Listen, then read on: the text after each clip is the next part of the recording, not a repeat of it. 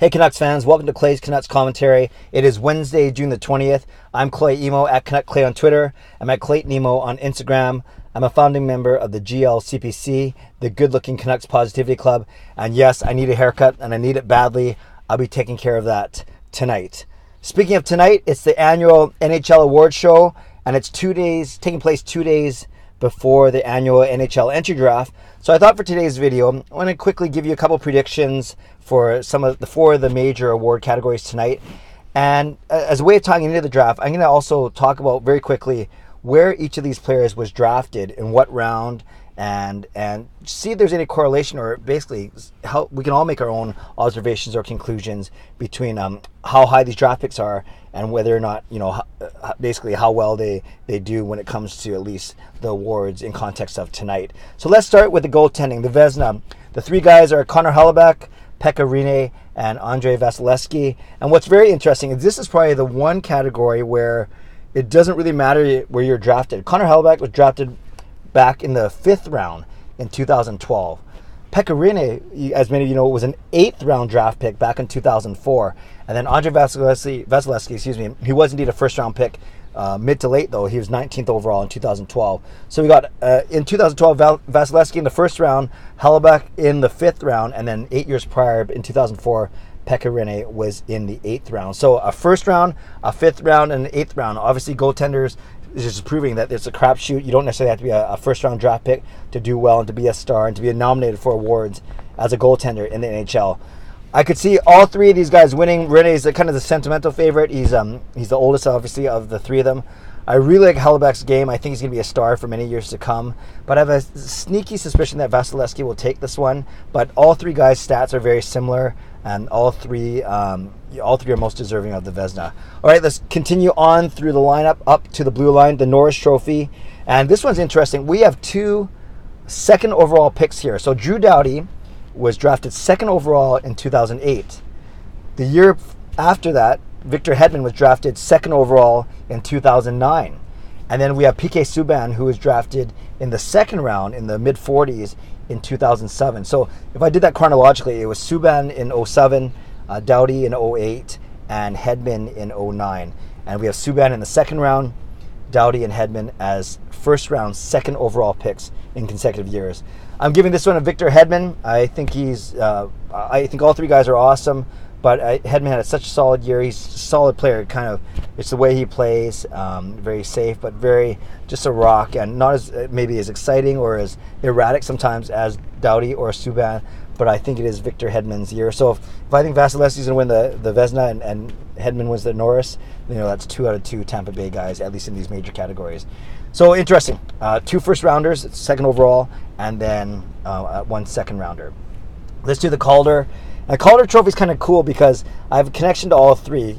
Clayton Keller only because that's my first name, Clayton, but really that's my only connection to him. Of course, Brock Boeser as the Vancouver Canuck, and who I think would have won, especially given his all-star performance, if he hadn't got injured. It would have been close. We can debate all day whether it be Boeser or Barzal.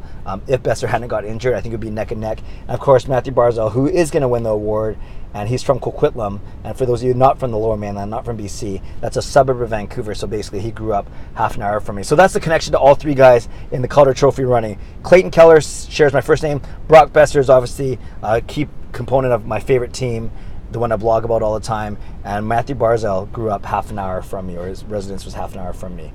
So not surprisingly, when it comes to Calder Trophy, when it comes to drafts, all three guys were 1st round picks. In 2015, Barzal went 16th overall, He went 16th overall to the Islanders.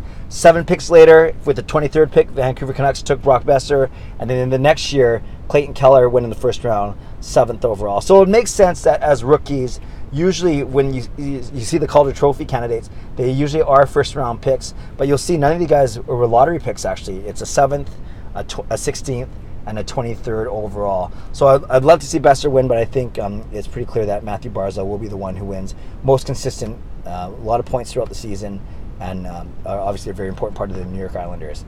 Lastly, let's talk about the Hart Trophy. Most valuable players voted by the writers, and this is Taylor Hall, Nathan MacKinnon, and Anze Kopitar. And this is, finally, we get to a 1st overall pick. Taylor Hall was the 1st overall pick in 2010. by the Edmonton Oilers, as we know.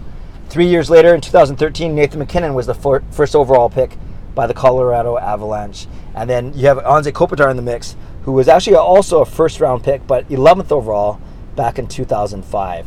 So again, it's Kopitar, 11th overall, and then Hall and MacKinnon, first overall in their respective years. So this makes sense. This is the most valuable player, so it makes sense that you'll see lottery picks in here, i.e. first overall. I think that Taylor Hall wins it by virtue of the Devils making the playoffs, as opposed to the Avalanche, who almost made it, but at the very end did not secure that. They lost that final spot out to the St. Louis Blues. So I look for Taylor Hall to beat out Nathan MacKinnon in a very close vote.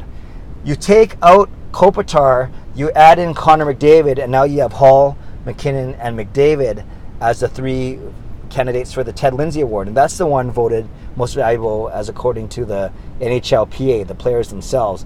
And if you put in you put in McDavid for Kopitar, and now for the Lindsay, you have three first overall picks battling for it, which makes sense. That's Taylor Hall, 2010, Nathan MacKinnon in 2013, and Connor McDavid, of course, in 2015.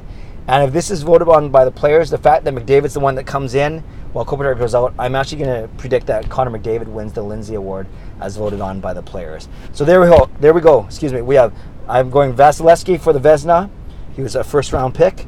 I have Victor Hedman for the Norris. He was a first-round pick, second overall. I have Matthew Barzal for the Calder, first-round pick, 16th overall. I have Taylor Hall for the Hart, first overall, completely in 2010. And then I have Connor McDavid for the Lindsay, also a first overall in 2015. So all 5 award winners were first-round picks. So read into it. I guess it's that is kind of intuitive, not counterintuitive. It is very intuitive, the fact that the best players are obviously taken in the first round, and so it makes sense that they are nominated for all of the major award categories. It just gets me more excited about what the Canucks can do this Friday with their 7th overall pick. Likely pick a strong demon, but who knows who's going to be available at that time.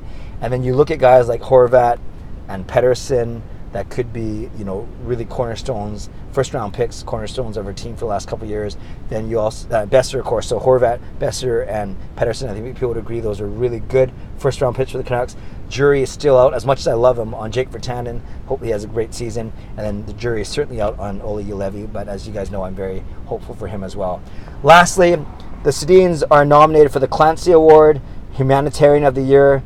Henrik won it a few years ago. Basically, whatever Henrik does, Daniel does too. So you can argue that Henrik and Daniel both won it. I expect them to win as well tonight. They're up against Jason Zucker of Minnesota and PK Subban of Nashville. But given it's the Sedins' final year, the retirement, and the wonderful end they had to their wonderful careers, I expect that, not just because of that, but it's fitting that they will walk away from their last award show with some hardware. So look for the Sedins to pick up the Clancy Award tonight. Okay, Canucks fans and hockey fans, I'd love to hear your reaction. Leave a comment below. I'd love to read it and react and reply to it. What do you think of these predictions? What are your predictions? Who are your predictions for the Vezina, the Norris, the Calder, the Hart, the Lindsay, and the Clancy, and any other awards? If you want to get into coach and GM and most defensive forward and sportsmanship, you can do all that as well. But I'd love to read your comments below, given that we only have 4 hours or so until the awards show is on TV. Anyways, thanks for watching. Subscribe to the channel if you haven't done so already. Give this video a like if you like what I'm doing. And most importantly, have a great day. Enjoy the awards. I'll check in one more time before draft on Friday. It's going to be a big day for Canucks fans, for the NHL. And it's my birthday on Friday. I better get my haircut before that. God bless, and go Canucks go.